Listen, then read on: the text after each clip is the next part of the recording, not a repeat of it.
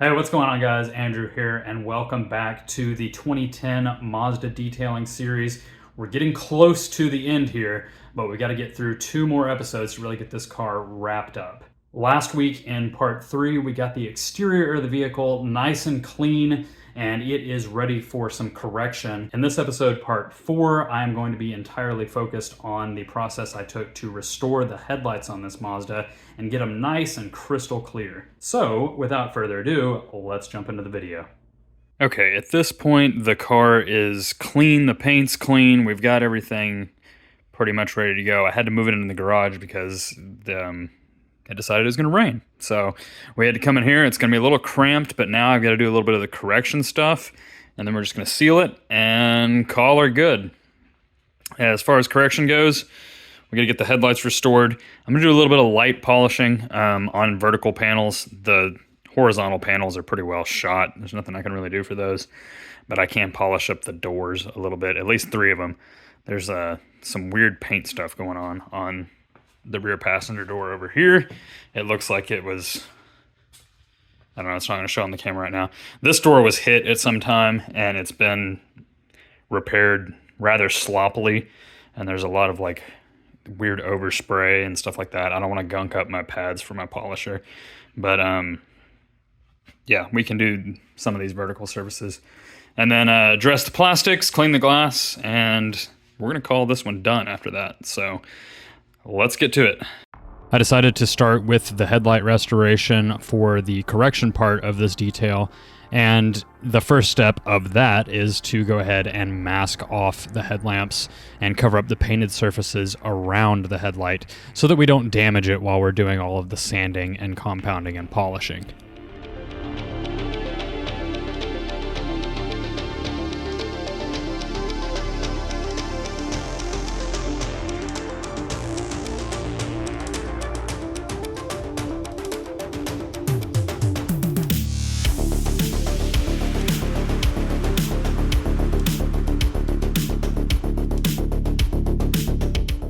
Got the headlight taped off, and the plan is going to be for this restoration, I'm going to go in with some 800 grit, kind of east to west, and I'll come in with 1,000. I'm going to do a little damp sand north and south to kind of lower the ridges that I left with the 800, and then I'm going to go in and do probably 3,000 back this way again damp sanding, and then I'll compound and polish and then seal it. So let's get to it.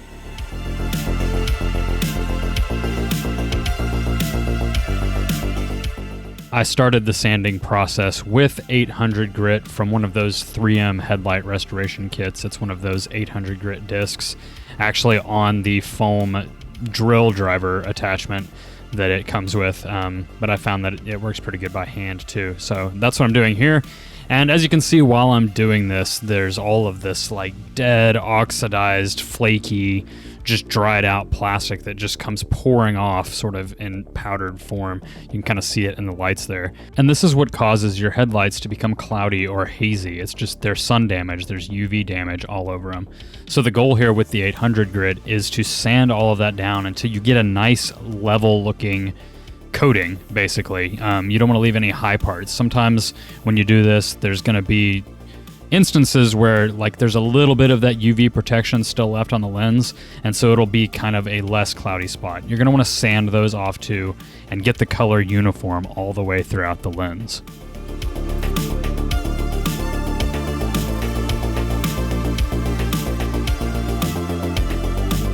As I'm sanding along too, I also periodically take my sandpaper and blow it out with compressed air just to make sure that I'm getting the maximum cut that I can possibly get. You want to really maintain your residue control while you're doing this. After working with the 800 grit for quite a while, I wasn't quite getting that level appearance that I wanted. It just wasn't coming out clean just yet. So I actually switched down to a 500 grit and sort of started the process over again. Just still maintaining that east to west, but this time with 500 grit. And that did the trick. It really started to level out, and I finally got the appearance that I was looking for before I could move on to the next step.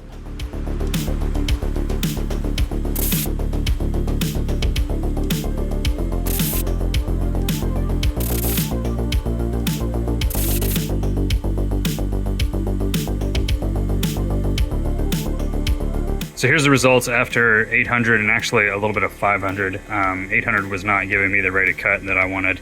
I was having to like really bear down. But you can see I got a lot of lines running this way. And so now we're gonna come in with the next grit and we're gonna kind of go this way with it, sand down those peaks. So first I'm gonna wipe it off with a little bit of water and a microfiber. Okay, I'm just gonna be behind the camera for this one. I can't be bothered with the tripod right now. But what I'm gonna do is just, I've got, well, if I don't drop it,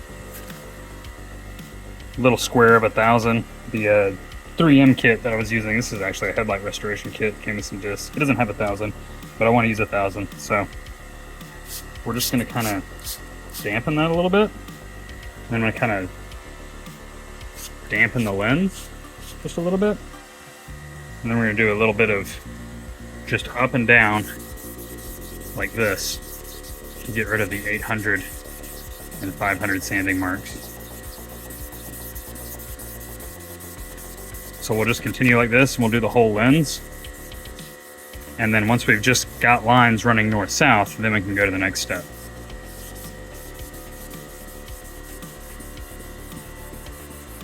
So let me do that and I'll be back. Okay, here's after the 1,000. Probably doesn't really show on the camera, but all of the scratches, for the most part, minus some deeper ones that even the original sandpaper didn't get out, they're all running up and down. So we're gonna clean that off.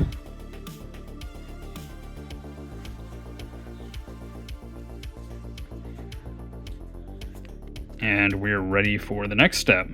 I'm gonna use this little Trizact 3000 foam disc.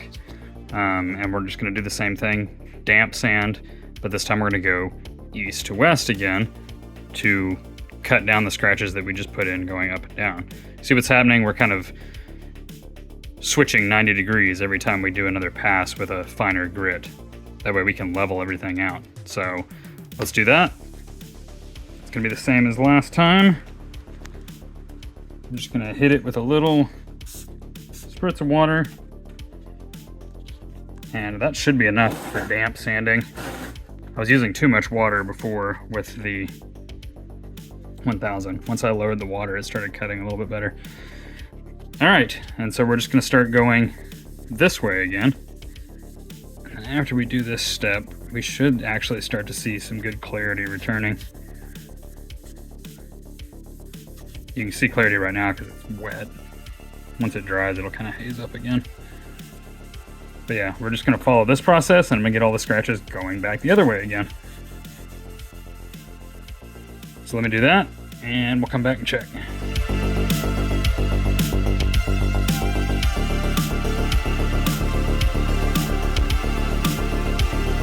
I really like this little Trizact foam disc. It makes it really easy to do it by hand too, just because it kind of conforms. I wish I had the other grits in a foam. But all right, let's see what that's got us.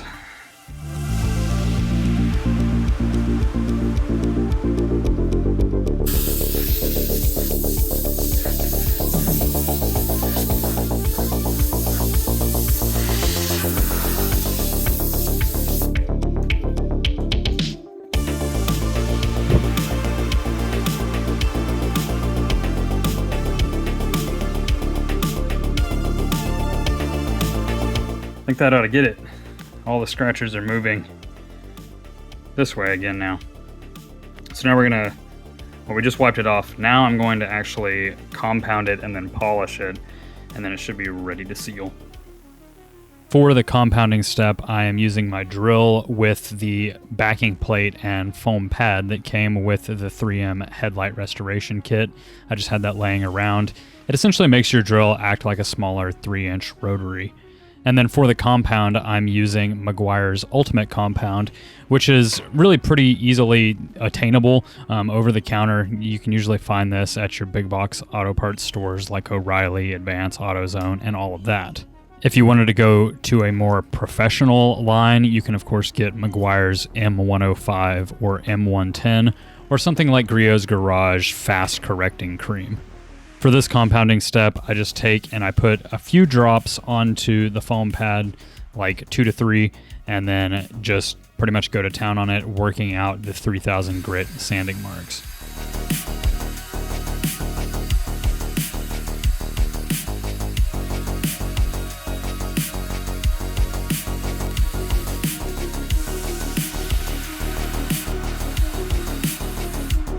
After a few passes with the compounding liquid with the drill, I set the drill aside and I come in with a microfiber and buff off the remaining compound that was on the lens just to see where we were getting.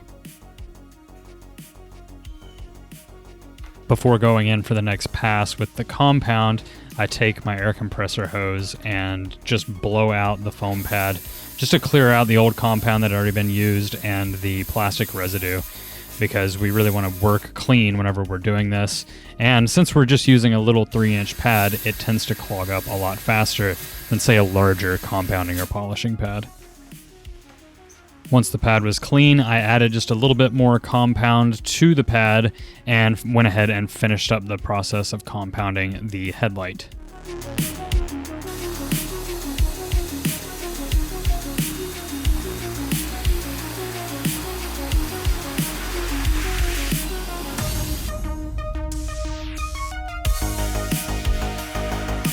Not bad, dude. Not bad, dude.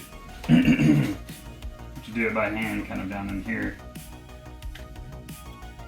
And probably kind of in here. I could probably get the pad in there, but down in here I can't quite get it. Unless I put it maybe on the edge. It's looking pretty good though. Alright, let me do the rest of the compounding and then we'll come back and assess. Here's the result after using the compound.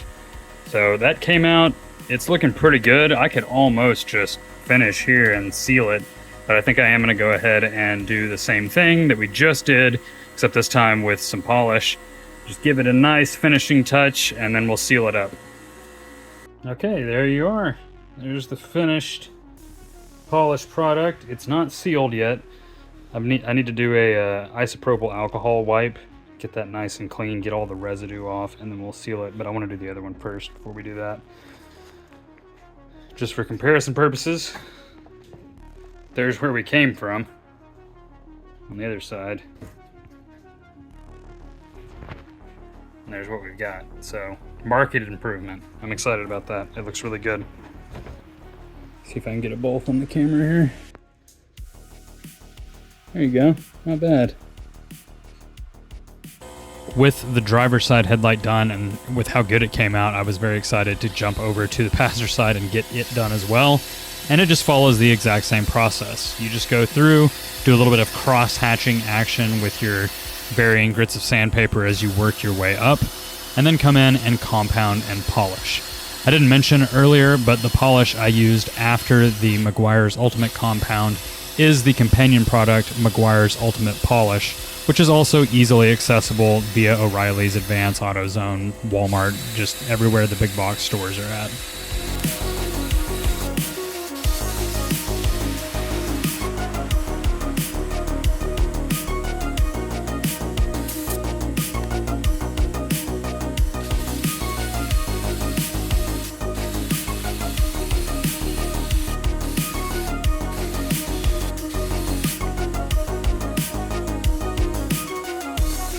And here's the polish done on the other side. This one does not look as clean, unfortunately, because at some point, I don't know if you guys can see that with that light there. Maybe that helps. At some point, this lens was either taken apart and then like attempted to be resealed or something. I don't know. This lens had some kind of issue. I don't know the story there. Clearly, it was retaining water because somebody has come along and drilled vent holes in the bottom of this lens. It's not like that on the other side. So we've got, because of all that, there's been water intrusion, and maybe you can see in the video right there, those little spots. That's all on the inside. That's on the back side of the lens. And since we're not really trying to take all this apart again, this is about as good as this is gonna get. So now it's time to come in. We're gonna do the isopropyl wipe, and then we'll do the Meguiar's sealant on it. Got everything masked off and ready for the sealant. We're just gonna take some 91% isopropyl alcohol, give that a good wipe just to get any compound and polish that may be left over on there, any residue. We want it nice and clean. I guess big shout out HEB because I'm using their bags and their isopropyl alcohol. Cetexin, you know? All right, so let me just see if we can do this with the camera in my hand here. on there. That may be a lot of it. And then we're just gonna clean her off with the isopropyl, just to get all the residue off. Hopefully not mess up any of my masking. Okay. And we'll do the same for the other side, and then we'll spray the stuff. This is what I'm gonna be using. We're gonna be trying it out. Never used this stuff before. I typically use clear spray paint with UV blockers, but I don't really feel like messing with paint right now. So we're gonna try this, because I've never done it. So that's how we learn, right? Okay, let me do the other side and then we'll come back over here. All right, here we go.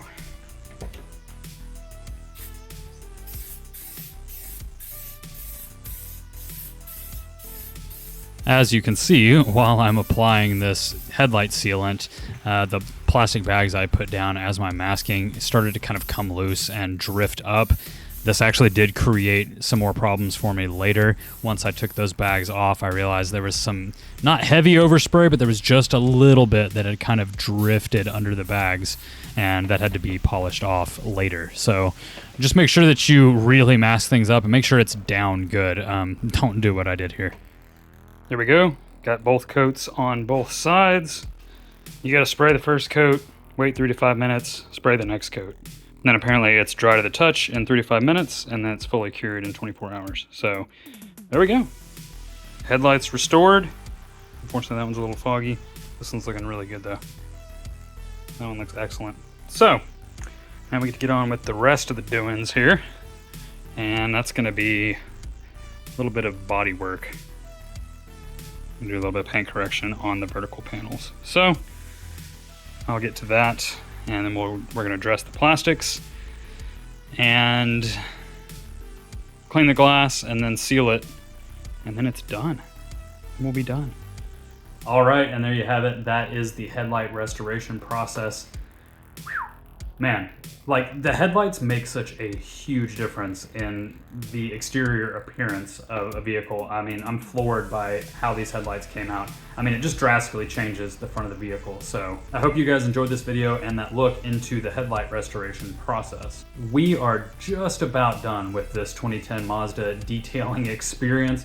I've got one more episode, part 5 for you guys, where we kind of do the wrap up. I'll talk about a little bit of paint correction, and then we'll do some plastic dressing and the sealing, all that good stuff. If y'all like this video, be sure to give it a like and also subscribe to the channel to see the rest of the parts of this video, as well as other videos we have coming up. Thank y'all so much for watching, and I will see you on the final part of this Mazda detail series, part 5, next week.